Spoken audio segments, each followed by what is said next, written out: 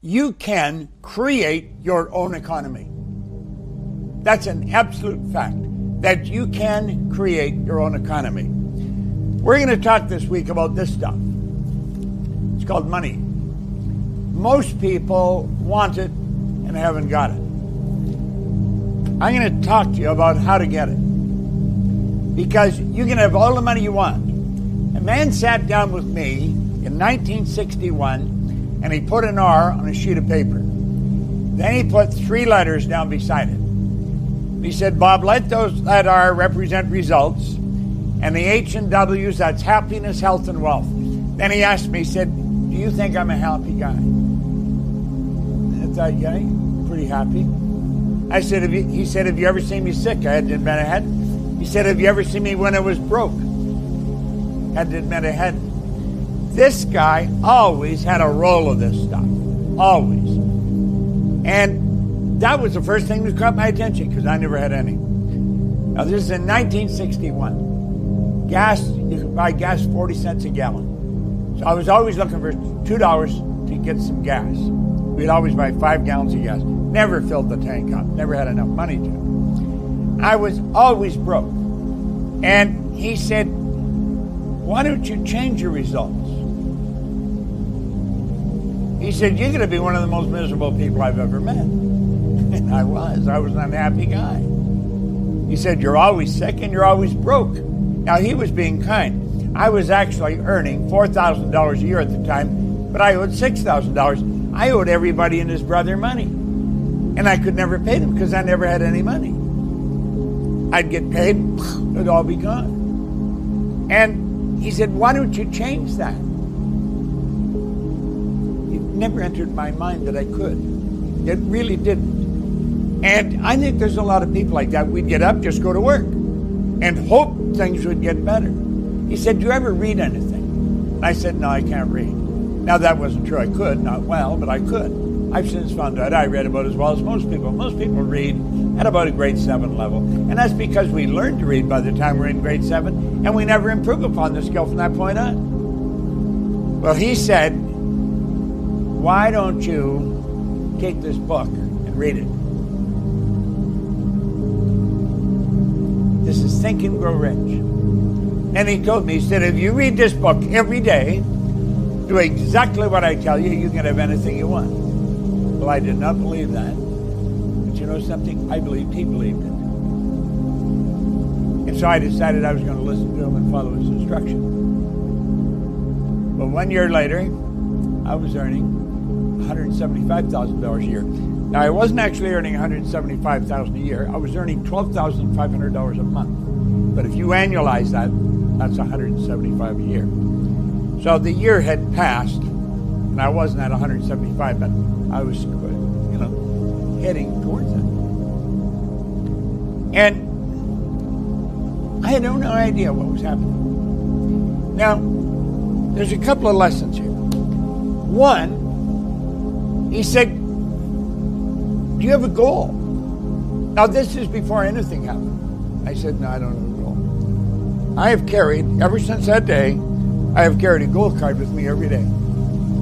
Every day. And I've got an empty one. Every time I meet somebody and I find out they don't have a goal, I give them one.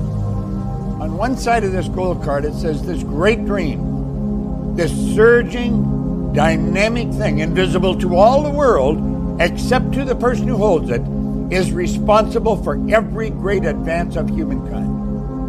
That was written by Earl Nightingale.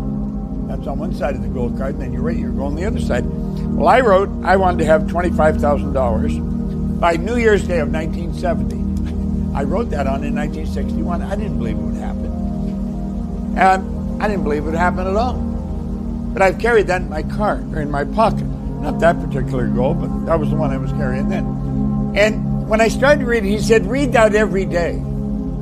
So I started to read it, and what happened was I started to hear people talking about earning money.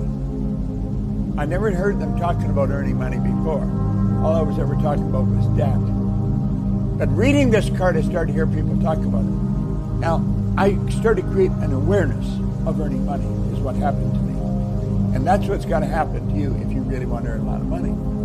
And one thing led to another, and I heard a guy say there was good money cleaning floors. I said, I'm not proud, I'll clean floors. So I started to clean one office, $15 at a time to wash the floor. Washed it twice a month, $30 a month. And then I got another office to clean, $65 a month. Now I'm up to $95. That was a lot of money. See, I was only earning $400 a month. Now I've got an extra $100 coming in. Well, you know, at the end of the year, I was at $12,500 a month. It was absolutely incredible. Now, I'm just shortcutting this whole story. But 5 years later, I was doing a lot more money. I was doing over $1 million a year. Now, I was earning all this money, and I had absolutely no idea what happened to change me. See, I was doing the right thing, but I didn't know what I was doing. I wasn't paying attention to what I was doing. I was just doing it. But I wasn't charting it and looking it down. Well, this is how you change. My life had really changed. I had offices, to clean offices in Toronto, Montreal, Boston, Cleveland, Atlanta, London, England. I'm over there and I'm earning over $1 million, and I was just throwing it all over the place. I go down to the Playboy on Park Lane, right beside the London Hill, and play roulette. I didn't care if I lost, and as a result, I usually won. One day, I thought, what the heck happened? How did my life change so dramatically? And I didn't know. I did not know. But I felt like I was being irresponsible. And I thought, I'm going to figure out why my life changed so much. My life changed so dramatically. You know, it took me 9.5 years. And when I figured it out, all I wanted to do was teach this to other people. And that's what I've been doing ever since. Now, I want you to look at all these words, because that's what we're going to cover here this week. We're talking about money. We're going to get into paradigms, understanding, the mind, perception, decision, attraction, discipline, service. We're going to get into mind and paradigms today. But I want you to look at that. Pay real close attention to that. Because this week, that is what I'm going to teach you. I am going to teach you exactly how to change your life from where you are to where you want to be. And I'm going to get you to remember it. I'm going to get you to remember how you changed. See that there?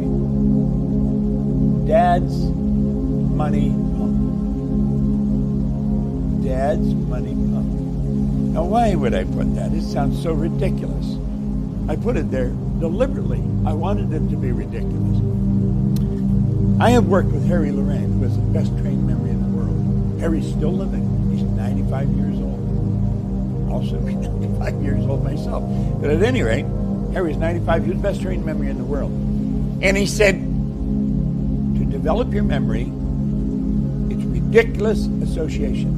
Ridiculous association.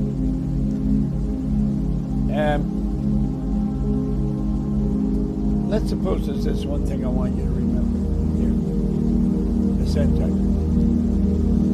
I want you to see the sand timer running around the room that you're in. I want you to visualize this running around the room you're in. Well, you know, that's ridiculous. That's why you remember. You see the sand timer running all around the room. Well, I want you to look at all these words.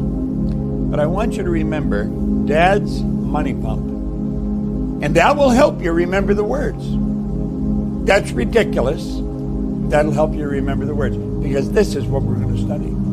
This is what we're going to study this week. Now, I'm going to tell you what I'm going to tell you right there. That's it.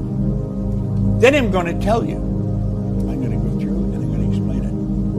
At the end of the week, I'm going to tell you what I told you. I'm going to explain the whole thing. I want you to remember everything I tell you because I want you to act on it. I want you to act on it. Repetition is the first law of learning. It's getting involved in the same things over and over and over again. See this book? I've been reading it every day since 1961. Now, after a while, it's not an effort anymore. It's a habit. I carry it everywhere I go. I got an elastic on it because the book's fallen apart. It's literally fallen apart. See that? Now, this particular copy, my brother gave to me in 1963. I'd been reading another copy for a couple of years before that.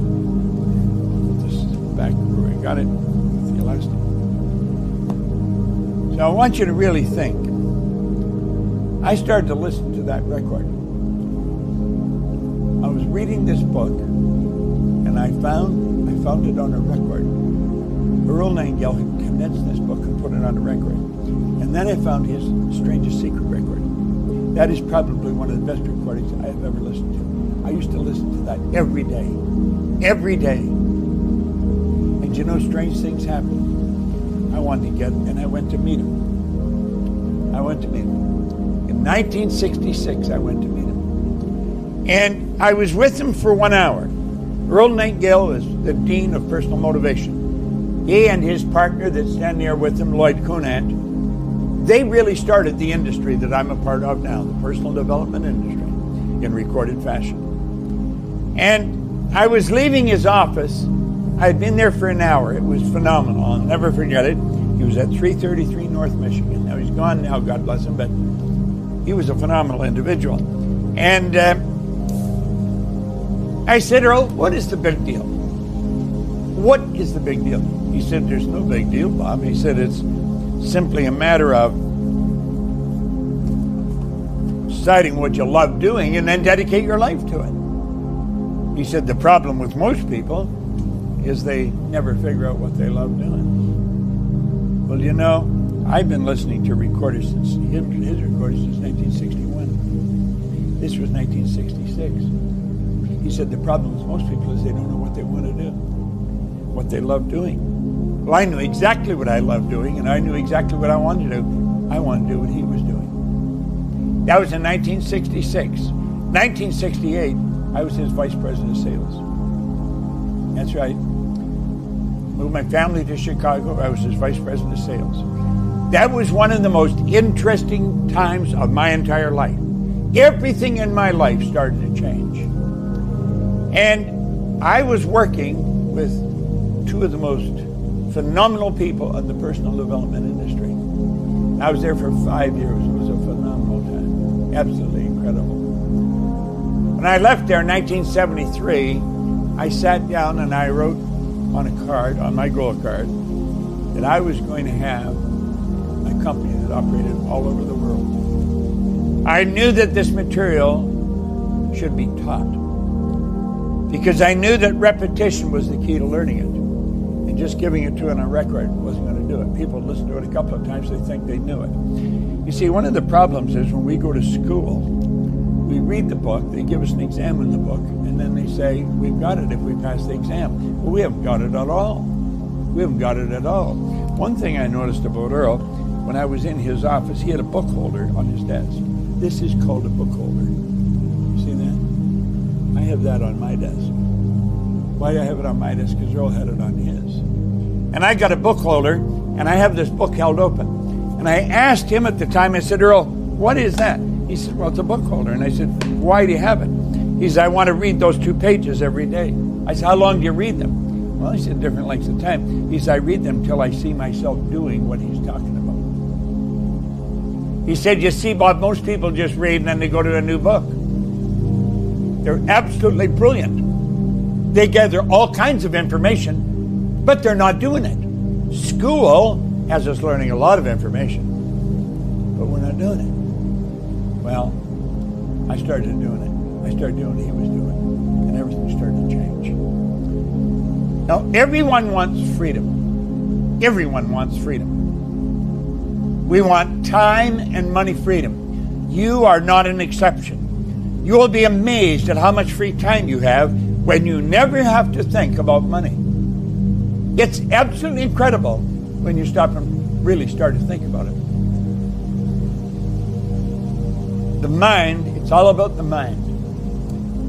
Remember in Dad's Money Pump? The mind was in there. It's all about the mind. Your marvelous mind.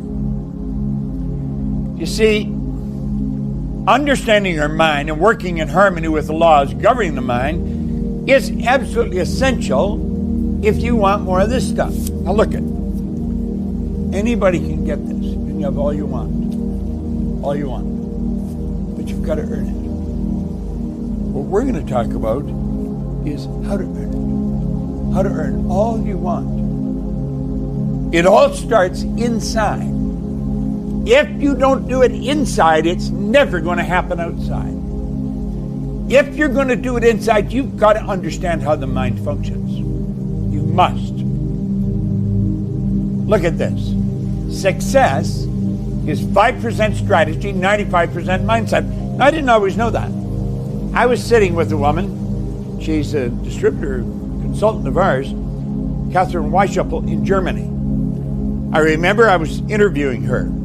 Gina, my assistant, was sitting with me. She was taking notes. And Catherine said, success is 5% strategy, 95% mindset. I'd never heard that before.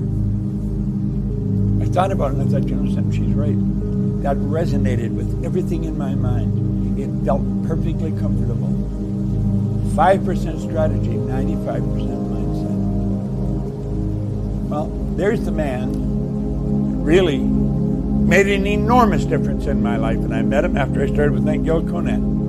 Because he's the one that really taught me what I know about the mind, to start off. I had an enormous amount. Keep in mind, I had started studying this in 1961. I was addicted to studying this because I knew that the secrets in life were tied up in these books. In fact, you can have anything you want by getting into enough books and getting into enough of the information. Val Vanderwall sat down with me and he said, Bob, most people have no idea how the mind works. Val's gone now. That's a picture of him taken at the $1 Million Forum. The $1 Million Forum is something I started with Mark Victor Hansen, Bernie Torman, Jack Canfield. We were teaching people how to earn $1 million by setting up multiple sources of income. We'll talk about that this week. And in fact, that's where Mark and Jack started Chicken Soup for the Soul in there. But Vanderwall, he sat down with me and said, I'm going to show you something about the mind. And he talked about a man that he had worked with, got to know. And he said, I want you to look at the mind and I want you to look at your mind and at your paradigms. Because he said paradigms, Bob, are controlling your life. And he said there was a doctor in 1934, a Dr. Thurman Fleet, who was very involved in the healing arts. He stated the mind is an activity, it's not a thing. No one has ever seen the mind. In order to gain clarity and eliminate confusion, he said, I'm going to create an image of the mind. No one has ever seen the mind. Now think of this for a moment. A lot of people believe that the mind is the brain. The mind is not the brain. The brain is not the mind any more than your hand is. The brain is an electronic switching station. The mind thinks, it activates brain cells. That's what thinking is. It's mental activity. And as you activate the brain cells, you alter the vibration of this instrument our body is in. And when it alters the vibration, you change what you attract into your life. Well, this good doctor said, there's a problem in the healing arts. He said, we're treating the body for disease. And he said, we're treating symptoms. We're not treating the cause of the problem at all. If you're going to treat the cause of the problem, the cause starts in the mind. You're always working from a higher to a lower potential. Think of this for a moment. No one knows what electricity is. No one. No one alive knows what electricity is. But we do know if you're working with electricity, you must work from a higher to a lower potential. Always. And if you try and go contrary to that, you'll get no useful use out of the electricity. You must work from a higher to a lower potential. The only limit on the electricity, we say this is electricity of the lights. That's an expression of electricity. And the only difference here, the difference in expression of electricity, is the size of the light bulb. Put in a bigger bulb, you have a greater expression, more light. The only limit to the mind is on the body. It's the limit that's placed on the form through which it flows the body. So he said, I'm going to make a picture of the mind.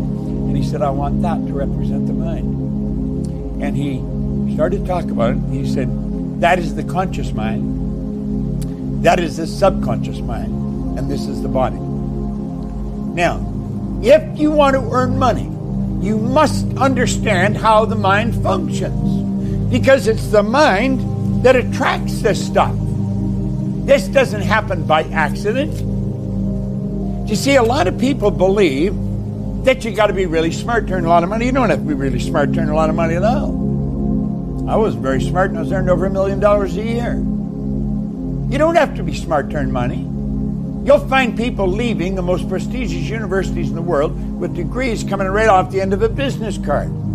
Yet they're broke and they don't know how to earn money. Being smart, isn't it? You have to be aware. There's a big difference.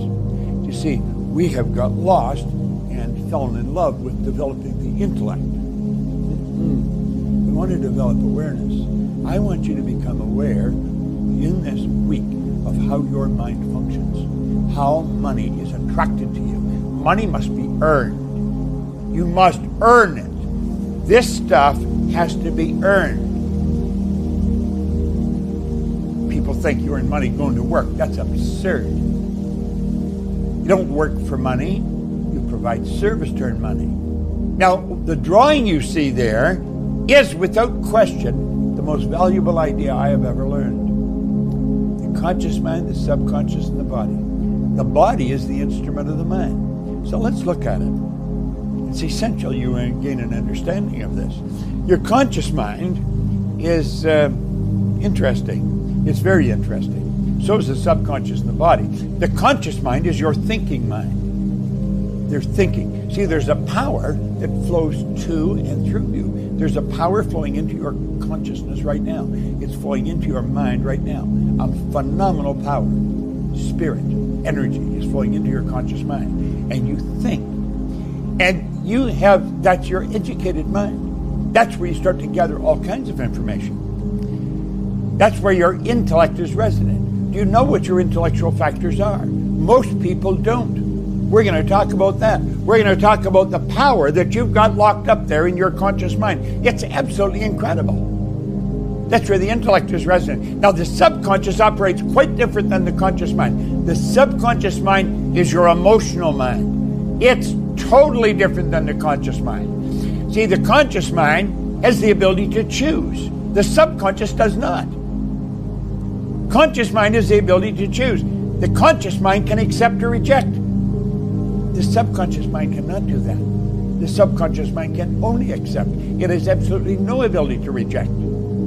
The subconscious mind has no ability to originate. Your conscious mind has the ability to originate. You're a creative being. You can originate ideas. Now, your subconscious mind must accept anything you turn over to it. See, the conscious mind chooses, the subconscious must accept it. And the only way to get to the subconscious is through the conscious. There is no other way to get to the subconscious mind except through the conscious. Your subconscious mind cannot reject. I'll tell you something else. It has no ability to determine what's planted in it. Your imagination is phenomenal. Your subconscious mind must determine, or cannot determine, the difference between what's real and what you've imagined. You have the ability to imagine beautiful ideas. You can imagine your life in a certain way, and if you get emotionally involved and stay feeding that idea, it has to happen as sure as it's dark out tonight. Now, watch this information. This is on the mind. Now, I think you know you're not going to devour all this all at once. You're just not going to do it. Now let's look. With that information I've given you, let's look here. There's the conscious mind. There's you today. You're getting information from social media, from other people, from Netflix, from podcasts. It's pouring into your conscious mind. And because you have the ability to think, remember I said you could accept or reject it? Most of that information that's coming at you is negative information. You got the ability to reject that, to say, get out of here. Now look, you can say, I'm not accepting it, get out of here. But you know something? Most people don't do that. what happens? Well, the truth is they're not thinking. And because they're not thinking, their mind's wide open. What did we say about the subconscious? It had no ability to reject. See, your subconscious mind is immoral. It's like the earth. You can plant anything in it you want. They cannot reject it. Your subconscious mind is very powerful. And look at this. Why is it left like that? That's the paradigm. You're literally programmed to leave your mind wide open. How did that happen? Well, let's take a look at how it happened. Let's close the window on this for a moment and go over here. Now look at here. You said this is you today. We're going over here. This is you as an infant. I want you to think of babies. I have great-grandchildren today, and that's the way they arrive on the scene. Their mind is wide open. Everything that's going on around them is going right into their subconscious mind. It just keeps dumping into their subconscious mind. And you know something? That's how the paradigm's formed. Now, let's take a look at the paradigm for a moment. The paradigm enables you to eat. The paradigm enables you to get dressed. It enables you to drive a car. It enables you to do all kinds of things. It enables you to do almost everything you do. The paradigm is a program that controls your behavior. It controls almost all of your habitual behavior. And that paradigm controls the language we speak. See, we learned to speak a language before we could even talk. We were learning the language. That language is just stuff pouring into our subconscious mind. You very likely liked the food your parents liked. Almost everything we do was programmed in at an early age. Now look at this. Here we are here, 20, 30, 40 years later doing the same damn thing. It's almost inconceivable that people would be doing what they were programmed to do as infants, but they keep living that way. You see, a paradigm is a mental program that has almost exclusive control over our habitual behavior. And almost all of our behavior is habitual. So let's go back and look at it again for a moment. Here we are as infants. I want you to think of when you were an infant. Was there a lot of this stuff around? Was there a lot of money? Did you live very well? Now you probably say, well, we lived fairly well. Yeah. Was there an abundance of money? I mean, could they get anything they want? Probably not. You see, our situation, our financial situation, has usually been programmed at that point right there as little children. Now this is rather wild, but it's also true. As strange as it is, that's the way it works. We've been programmed at a very early age. And here we are here, years later, same thing. Let me give you an example. When I first met Linda, it was 40 years ago. And she was out shopping for food one day, and she said, what would you like? I said, I'd like some turnip. She said, turnip? What's that? Well, I said, tried to explain it to her. Well, she said, we don't need that. We feed that to the pigs. I said, really?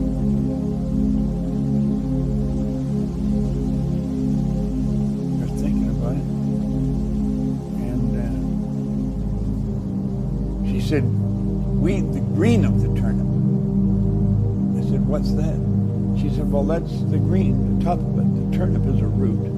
It has green on the top. We eat that. I said, isn't that strange? We feed that to the pigs. Now, Linda was raised in southern Alabama and Florida. So she was raised in a totally different culture than I was raised in. They eat the green of the turnips. We eat the turnip.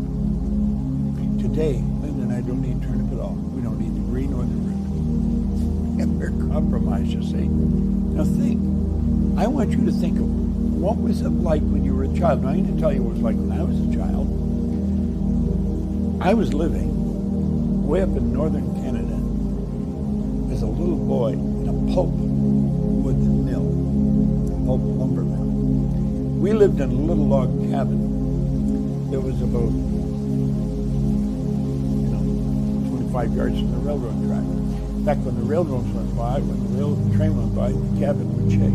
Bears would come up and look in the window. Now, the schoolhouse was right next door to the little log cabin. It was a church, too. And we went to school there. I just used to wander in there. I was only a little kid. That's where I first went to school. And the teacher in there, she taught everybody. Didn't matter what age you were. Everybody got taught. Same schoolhouse.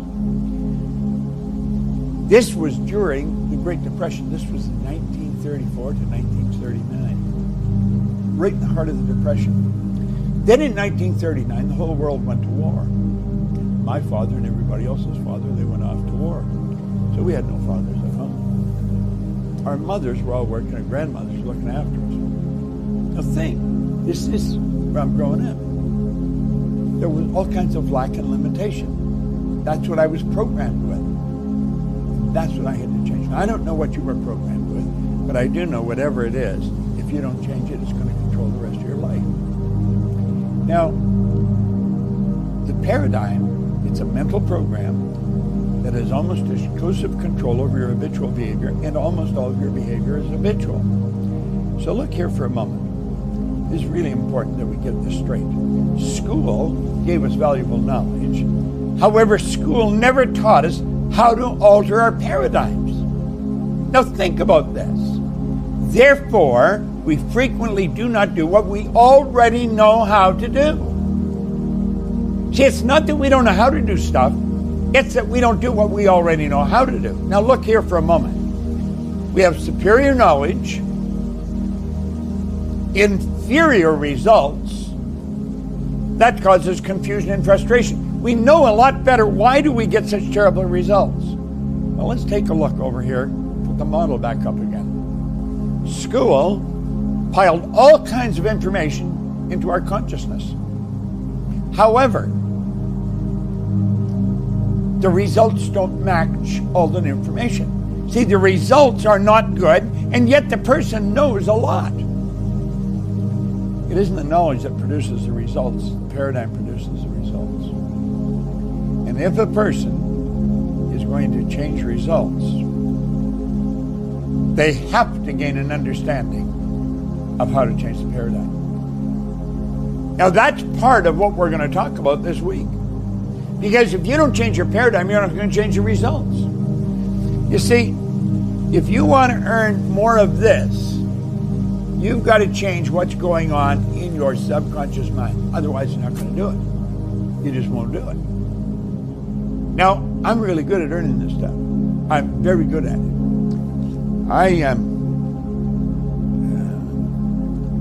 I've been studying this for a long time. And if you want to change your results, you've got to change that paradigm. It's essential. And most people don't know that. Now, let's take a look at what your paradigm controls. It's very important you really study this. Your paradigm controls your perception. You go back to Dad's money again, that was one of the P's. Remember we said Dad's money pump? Well, that was one of the P's, is perception. When you change your perception, everything begins to change. Everything. You change the way you look at something, what you look at is going to change. Perception controls all kinds of things. Most people never really stop and think that. When you start to change your perception of this, you see what you're looking at here is paper, it's money. That, 3 $100 bills. Okay, it's paper. This is not money. This represents money. This is an instrument that represents money. Money is an idea. It's an idea. It's a medium of exchange that we trade for other people's products or services. And if we want more money, we can earn it. It is not that hard. The earning of money is it's governed by an absolute law. Think this whole universe operates by law. Winter never follows winter. If I drop this, it's going to go down. It cannot go up. That's an absolute law. The night always follows the day. That's a law. The laws of the universe are precise. We talk a lot about the laws of the universe here at the Proctor Institute. Your perception of a situation controls what's going on inside. Your perception of this and how to get this, how to earn this, and earn it in abundance has to change if you really want to earn more money. Perception. Your paradigm controls your use of time. Do you know that everybody gets exactly the same amount of time? We get all there is. So it's what we do with our time that really makes a difference. Now think of that. I'll give you, let's shift our perception on time. Let's suppose that you study this for 1 hour a day. Just 1 hour. You got 24 of them. Just 1 hour. The man that gave me the book suggested that. He said, do you know that is 9 40-hour weeks in a year? Study how to earn money for 1 hour a day. That's 9 40-hour weeks of concentrated study a year. 9 40-hour weeks. If we learn how to utilize our time, time cannot be managed.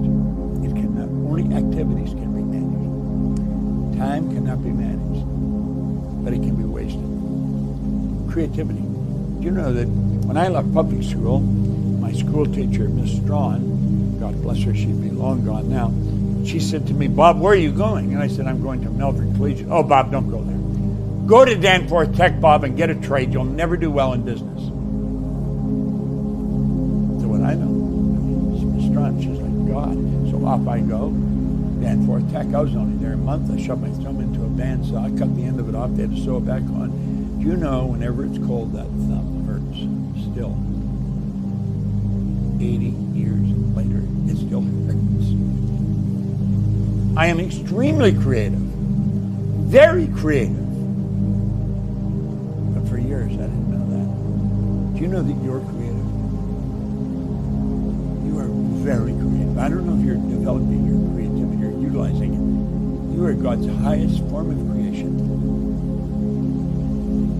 Your effectiveness, your mind controls your effectiveness. And your effectiveness controls your productivity. You can become much more effective at everything you do if you make up your mind to do it.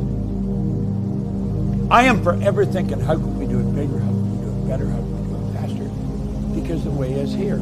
Just stop and think of these things. My goodness, it was just somebody's thinking. It was an idea. And look at it today. I can just press a button. It'll cause a number to ring on the other side of the world, and the two of you can sit here looking at each other, carrying on conversation. That was an idea in somebody's mind. They were very creative and very effective, and therefore they produced this beautiful thing. You see, when I was about 15, we didn't have a phone. That was when I got a phone. We were 15. And the phone was one of those great big things that you hold in. And it was a party line. God knows how many other people. There must have been 50 other people, homes on that party line. Why didn't we have one? Well, there was two reasons. One, you had to have a lot of money. And we were poor. We did not have a lot of money. So we couldn't get a phone. Well, eventually we did. All right? And not only that, there weren't that many frequencies. You see, the phone operates on a specific frequency. There's a specific number for this phone, and that dictates the frequency that it works on. Okay? Now, when you really understand that, you can change a lot of things in your life. There is an infinite number. We didn't always know that. We thought there was a limited number of frequencies, therefore you can't have more phones. Now we know there's an infinite number of frequencies, and you can have all kinds of phones.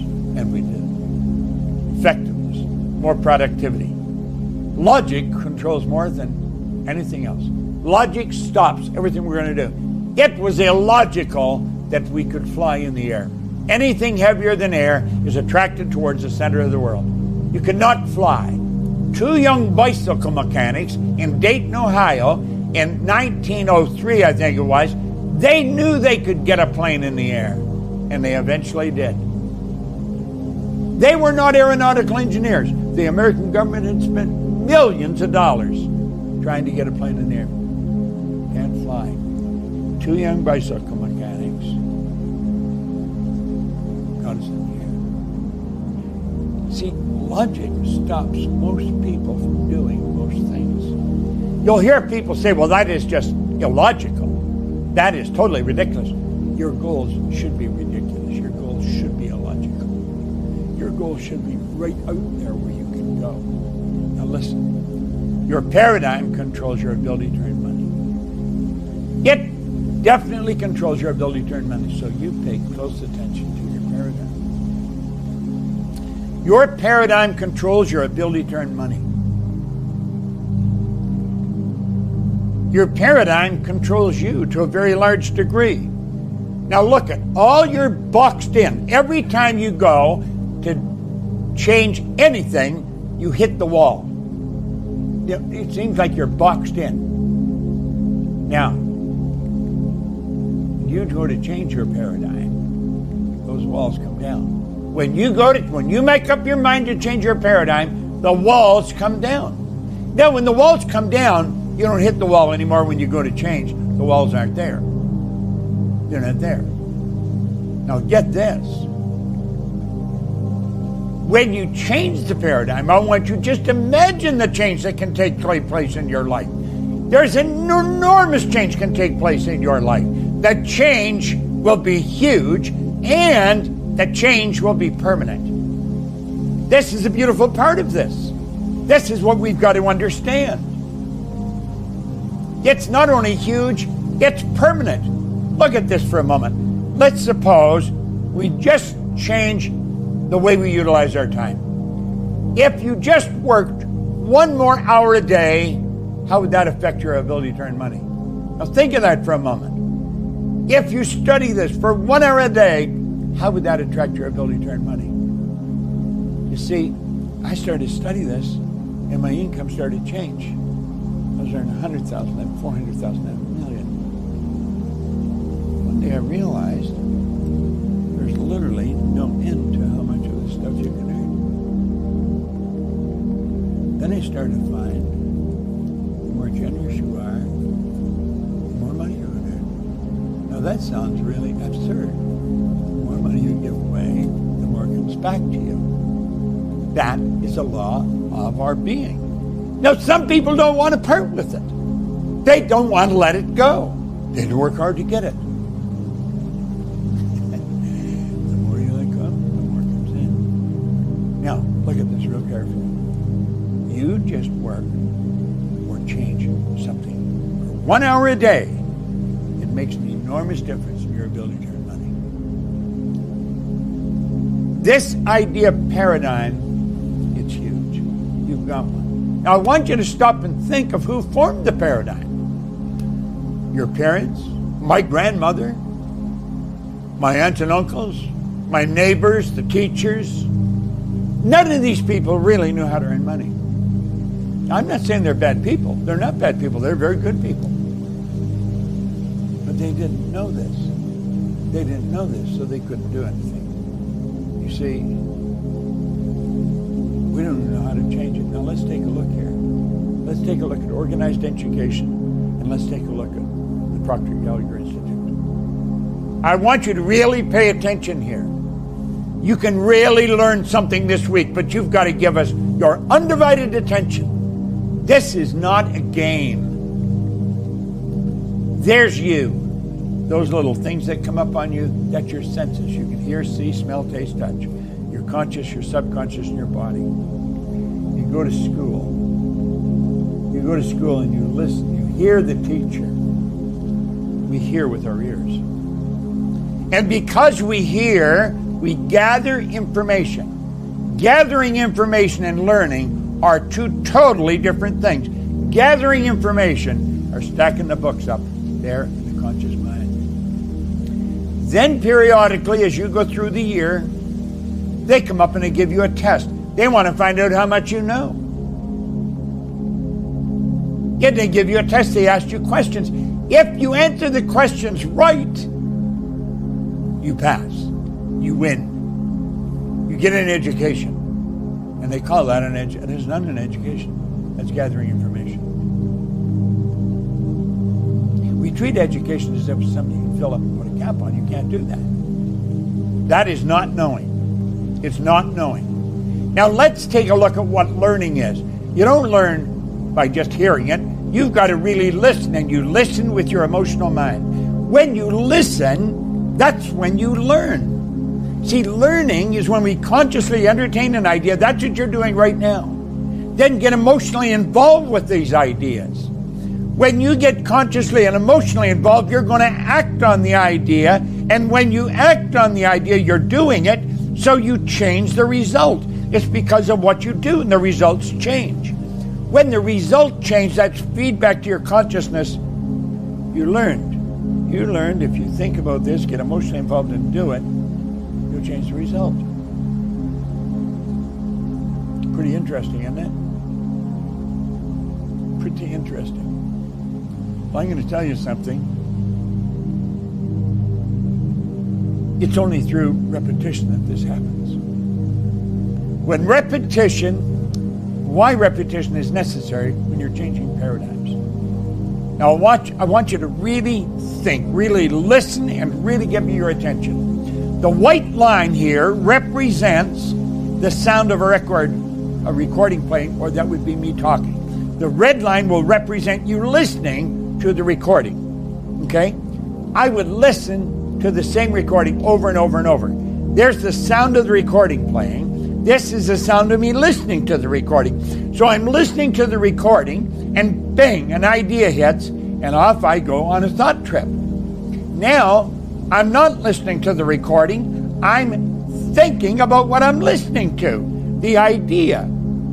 So as I'm up there playing with this idea, the sound still plays. Do you notice the white line's still going underneath?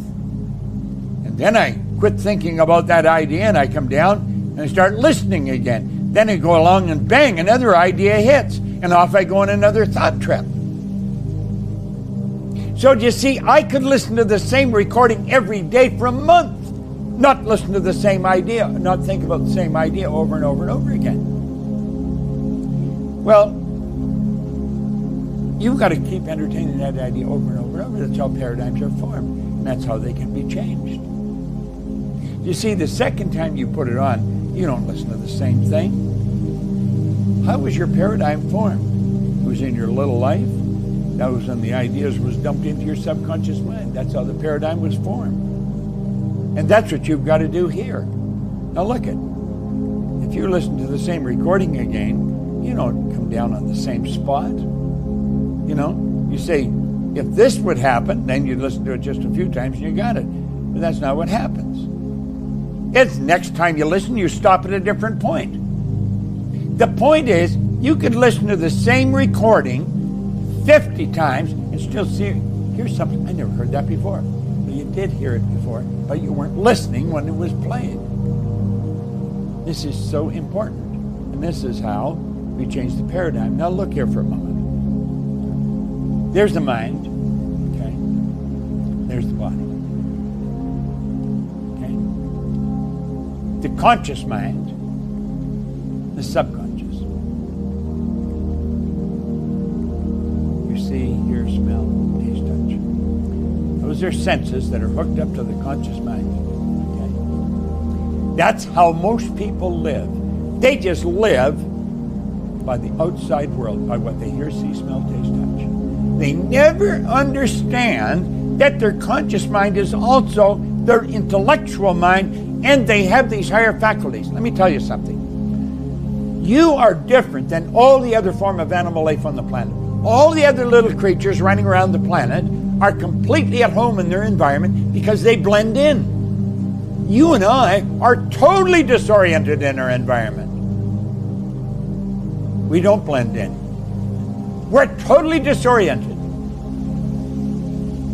Little animals are completely at home in their environment because they do blend in. They operate by instinct with which is perfect. We had instinct removed and higher faculties put in place. We have these higher faculties. We can create our own environment. Now look here for a moment. You have perception, the will, imagination, memory, intuition, reason. Okay? These are enormous, powerful parts of our personality. We were taught nothing about these.